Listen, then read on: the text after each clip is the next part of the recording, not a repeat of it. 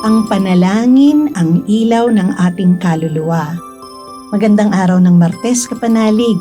Ipinagdiriwang natin ngayon ang kapistahan ni San Rogelio.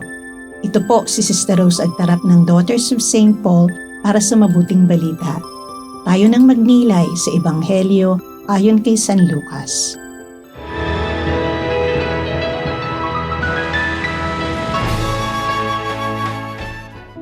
May isa ring babaeng propeta, si Ana na anak ni Panuel na mula sa tribo ng Aser.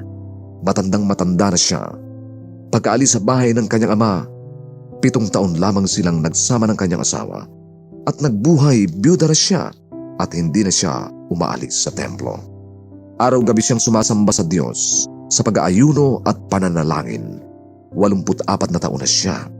Sa pag-akit niya sa sandaling yun, nagpuri rin siya sa Diyos at nagpahayag tungkol sa bata sa lahat ng naghihintay sa katubusan ng Jerusalem.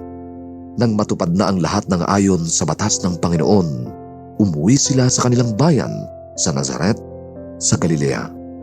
Lumalaki at lumalakas ang bata. Napuspos siya ng karunungan at sumasa kanya ang kagandahang loob ng Diyos.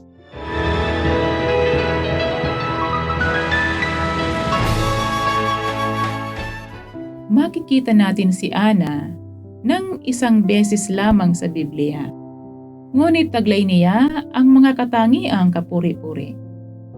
Isa siyang matandang balo, ngunit hindi kumupas ang kanyang pananampalataya at pag-asa sa paglipas ng panahon. Dahil sa kanyang katapatan, palagi siyang nasa templo. Ang kanyang pag-aayuno at panalangin ay tinugon ng Diyos. Pinagkalooban siya ng biyaya upang makilala ang batang Jesus. Puspos ng karunungan, siya'y lumapit, nagpasalamat at nagpuri sa Diyos sa pamamagitan ng pagbabahagi sa lahat ng naroroon tungkol sa sanggol na magdadala ng kaligtasan sa sanlibutan. Mga kapanalig, minsang sinabi ni Blessed James Alberione, ang aming founder, na ang kaluluwa ng isang apostol ay hindi tulad ng ilog na basta dumadaloy ang tubig mula sa Diyos patungo sa mga kaluluwa. Sa halip, ito'y tulad ng isang palanggana na laging puno, umaapaw sa iba dahil sa kasaganahan.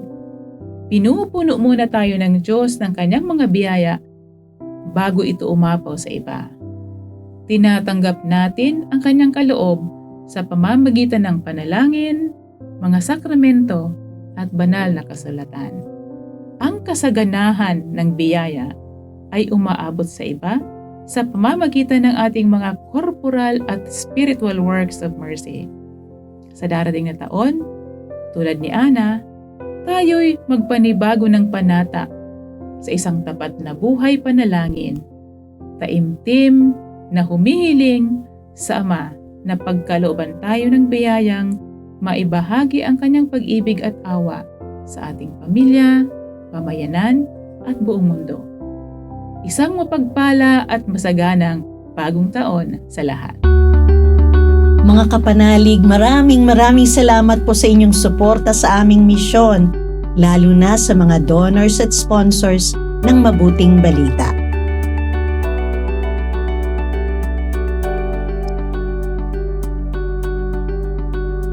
Subscribe, like, share, and follow po lines sa aming social media accounts. At patuloy kaming humihingi ng inyong tulong upang maipagpatuloy ang programang ito. Maaari po ninyong ipadala ang inyong love offerings at donasyon sa aming donations channels. Makakaasa kayo na kasamang lagi ang inyong mga intensyon at kahilingan sa aming panalangin araw-araw. Ito pong muli si Sister Rose na nag-aanyaya sa inyong manalangin. Banal na sanggol, pinawi mo ang kadiliman sa sanlibutan noong dumating ang iyong liwanag sa aming buhay.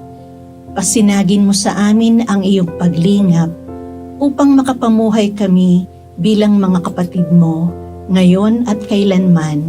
Amen.